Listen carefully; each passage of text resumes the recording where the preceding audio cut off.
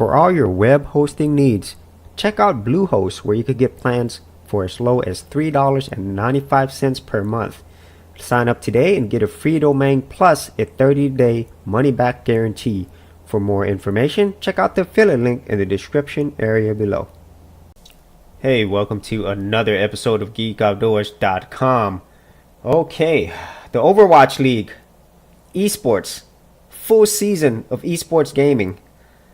I can't believe esports has come this far this quickly. Normally when I think about esports, I think of very special tournaments like for League of Legends or Dota 2.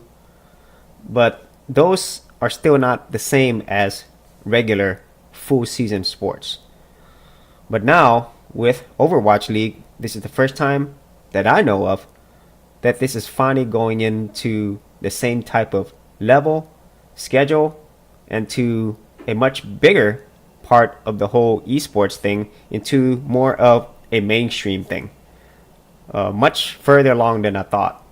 And so the Overwatch League is done by Blizzard, and it's all based upon the very popular game Overwatch.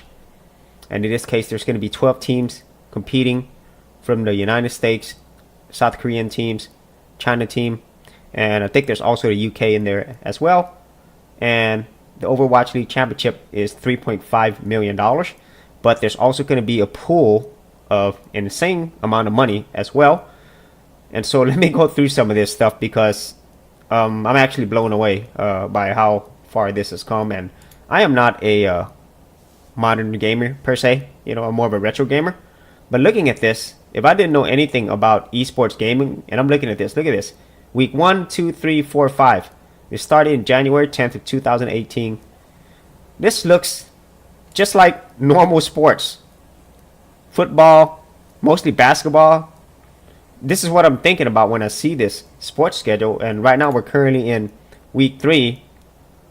And yeah, this is kind of ridiculous. They actually have it at the Blizzard Arena in Burbank, California.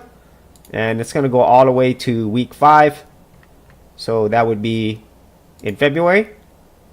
And check this out. The prize pool is currently $125 million.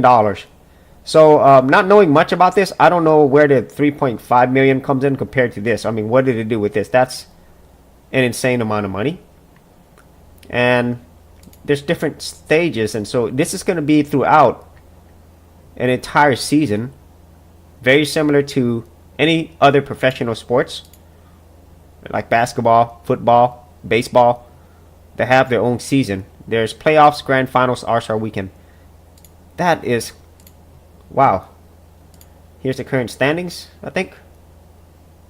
So, so London's in front. South Korea's second. So this isn't surprising. South Korea is known for their esports training and teams. And if you actually look through all of this, I mean, you could look through the entire site. It's so much like mainstream sports, and then even if you go buy tickets, so pretty much everything is sold out. Let me see. Nope, sold out. Oh, 7 tickets remaining. Great. There's still some left. $20 is still fairly affordable.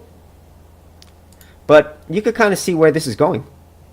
Okay, so just looking at the site alone, that already tells me that this is a lot bigger than I thought. And then at the same time, in terms of broadcasting, Blizzard has made an agreement, I think, with Twitch for a 2-year agreement for $90 million for broadcasting rights on a third-party provider, which is Twitch. So I think that's the biggest ever.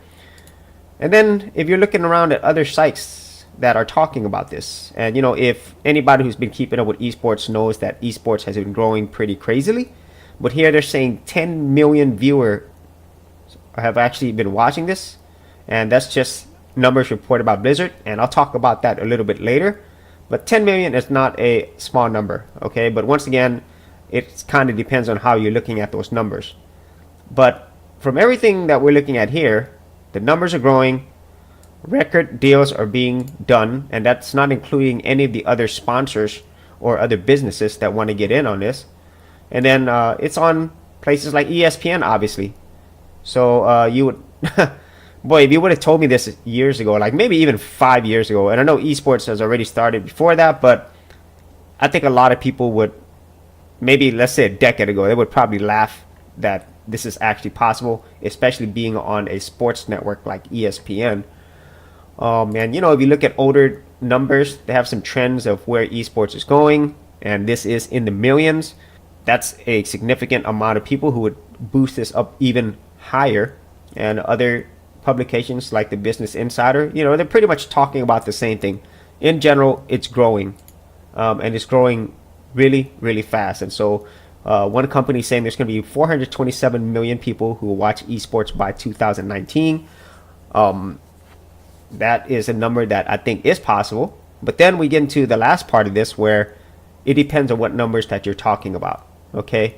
Because esports, unlike traditional sports, it's kind of different. You measure it in different ways, so it's not really clear on how these companies are measuring these numbers, okay? Whether it's by a few minutes, whether it's by a complete show, a complete season, watching the whole tournament, it's not really certain.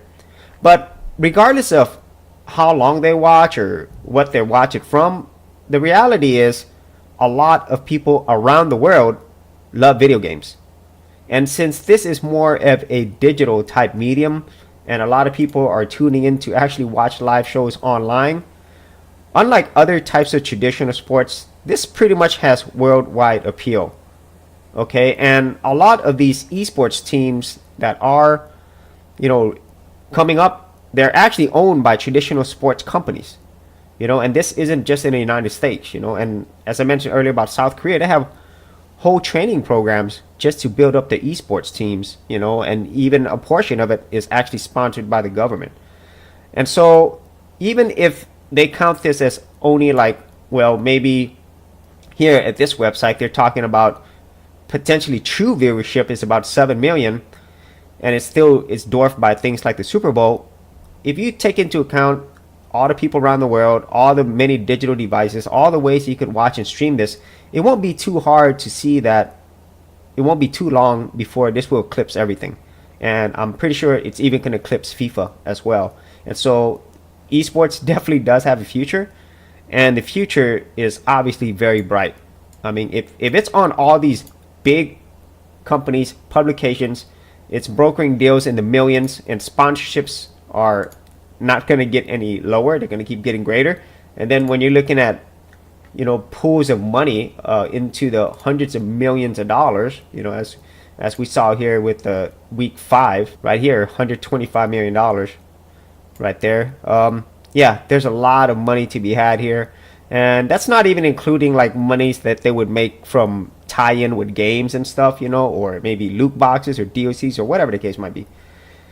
And so I just wanted to talk about this because I did not realize that esports was at this level yet. Like I said, I don't really keep up with modern gaming and so forth, but just looking at this and seeing just this website alone, how many things are so similar to traditional sports, that it'll be interesting, even more than interesting, to see what people deem as sports in the future. If you had any thoughts on Overwatch League or any other things related to esports, be sure to leave that in the comments area below. And as always, if you did enjoy these videos, got a lot of value out of them, be sure to subscribe. And if you wanted to support my channel further, you could do that at patreon.com/Geek Outdoors. Thanks for checking out this episode. And as always, if you like these videos, be sure to click on the subscribe button. And for full written content, audio content, and additional geek stuff, head over to geekoutdoors.com, and I'll see you outdoors on the very next episode.